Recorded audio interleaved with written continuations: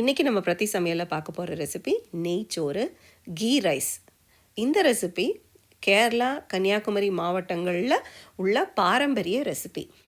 இதுக்கு நல்ல மட்டன் கறி, வறுத்தரைச்ச மட்டன் கறியும் இல்லை கோழிக்கறி இதெல்லாம் அருமையாக இருக்கும். சரி வாங்க இனி இந்த ரெசிபி எப்படி செய்கிறதுன்னு பார்ப்போம். ஸோ இன்றைக்கி 3 கப்பு ஜீரக சம்பா அரிசி எடுத்திருக்கேன். நெய்ச்சோறுனாலே பொதுவாக ஜீரக சம்பாவில் தான் செய்வாங்க, பாஸ்மதியிலையும் செய்யலாம். ஆனால் பாஸ்மதியை விட இந்த ரெசிபிக்கு ஜீரக சம்பாவுக்கு ருசி கூடுதல். சரி, இனி ஒரு கைப்பிடி போல் முந்திரி, திராட்சை, ஒரு பே லீஃப், 6 ஏலக்காய், 6 கிராம்பு, 3 சின்ன துண்டு பட்டை. அப்போ ஒரு கப்புக்கு 2 ஏலக்காய், 2 கிராம்பு, 1 பட்டை, இந்த கணக்கு. இப்போ இந்த மாதிரி ஒரு மீடியம் சைஸ் வெங்காயத்தில் நான் பாதி வெங்காயத்தை தனியாகவும் 1/4 பங்கு வெங்காயத்தை தனியாகவும் வெட்டி இந்த மாதிரி நீளமாக வெட்டி வச்சுக்க போகிறோம். அப்போ 3/4 வெங்காயம். அப்போ மீடியம் சைஸ் வெங்காயத்தில் 3/4 வெங்காயம், 1/4 பங்கு தனியாக, அரை வெங்காயம் தனியாக நீளவாக்கில் வெட்டி எடுத்து வச்சுக்கலாம். இப்போ 6 கப்பு தண்ணி வேணும். இப்போ என்ன பண்ணலான்னா, நம்ம ஸ்டவ்வில் கொண்டு போய் வச்சு தண்ணியை சூடு பண்ண போகிறோம். சூடு பண்ண வச்சுட்டு அரிசியை ஊற வைக்கணும்னு அவசியம் கிடையாது. அந்த 3 கப்பு ஜீரக சம்பாவையும் நல்லா அலசி தனியாக தண்ணியை வடித்து எடுத்து வச்சுருங்க. அப்போ இந்த ரெசிபிக்கு நம்ம அரிசியை ஊற வைக்க மாட்டோம். சரி, அரிசியை தனியாக கழுவி எடுத்து வச்சுட்டு நம்ம ஸ்டவ்வில் அந்த 6 கப்பு தண்ணியை நம்ம கொதிக்க வைக்க போகிறோம். பக்கத்து அடுப்புலையே இன்னொரு குக்கர் எடுத்து ஒரு 1/4 கப்பு எண்ணெய், 1 டேபிள் ஸ்பூன் நெய். இனி இது ரெண்டும் நல்ல சூடானதும் இதில் நம்ம தனியாக எடுத்து வச்சுருந்த அந்த முந்திரி திராட்சையை நல்லா போட்டு வறுத்து எடுத்துக்கலாம். வறுத்து தனியாக எடுத்து வச்சுட போகிறோம். இப்போது அதே எண்ணெயிலேயே நம்ம முந்திரி திராட்சை வறுத்த அதே எண்ணெயிலேயே நம்ம பாதி வெங்காயம் நறுக்கி வச்சுருந்தோம்ல, அந்த பாதி வெங்காயத்தை இந்த எண்ணெயில் போட்டு நல்லா செவக்க வறுத்து வைங்க. கரிஞ்சிடக்கூடாது. நல்ல மீடியம் தீயிலேயே வச்சு நல்லா ப்ரௌனாக அதை பொரிச்சு எடுங்க. இந்த மாதிரி வரணும், கரிஞ்சிடவும் கூடாது. இதை மேலே நம்ம அந்த குக்கரில் ரைஸ் வெந்ததுக்கப்புறம் இந்த வெங்காயத்தை போட்டு நம்ம பரட்டி எடுப்போம். அப்போ கரிஞ்சிச்சுன்னா அதில் கசப்பு டேஸ்ட் வந்துடும். நல்லா அழகாக மிதமான தீயில போட்டு நீங்கள் அதை வறுத்து எடுத்திங்கன்னா அதுக்கு ஒரு இனிப்பு டேஸ்ட் வரும். இப்போ அதே எண்ணெயிலேயே ஒரு 1/4 கப்பு நெய் போட்டு சூடாக்கி நம்ம எடுத்து வச்சுருந்தோம் பாருங்கள், பட்டை, கிராம்பு, ஏலக்காய், இது எல்லாத்தையும் அந்த எண்ணெய் நெய் அந்த கலவை சூடானதும் அதில் போட்டு ஒரு நல்ல மணம் வர வரைக்கும் லைட்டாக வறுத்தெடுங்க. எந்த பொருளும் கரிஞ்சிடக்கூடாது. இப்போ நம்ம தனியாக ஒரு 1/4 வெங்காயம் எடுத்து வச்சுருந்தோம்ல, அந்த 1/4 பகுதி வெங்காயத்தை நம்ம அந்த எண்ணெயில் போட்டு நல்லா வதக்க போகிறோம். இது கரிஞ்சு ப்ரௌனாலாம் ஆயிடக்கூடாது. இந்த மாதிரி லைட்டாக வதங்கினா போதும்.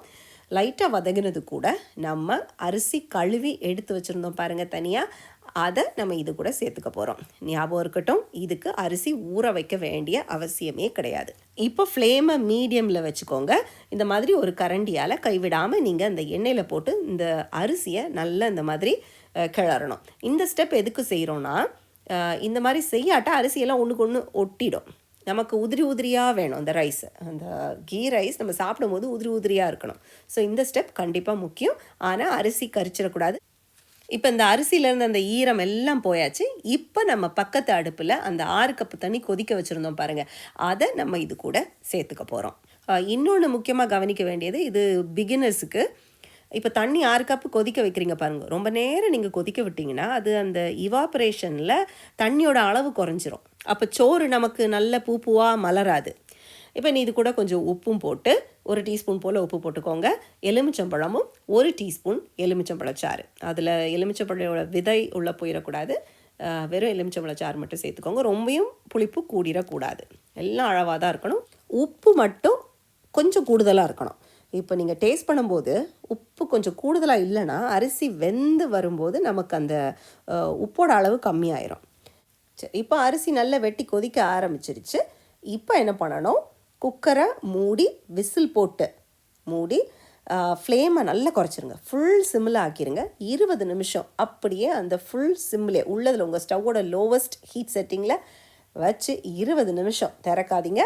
விசிலும் போட்டு 20 நிமிஷம் அப்படியே மூடிடுங்க. இப்போ 20 நிமிஷம் கழித்து குக்கரை திறந்து பார்க்கும்போது உள்ள அரிசி நல்லா வெந்திருக்கும். நல்ல பூவாக அரிசி நல்லா மலர்ந்துருக்கு, ஒன்றோட ஒன்று ஒட்டலை.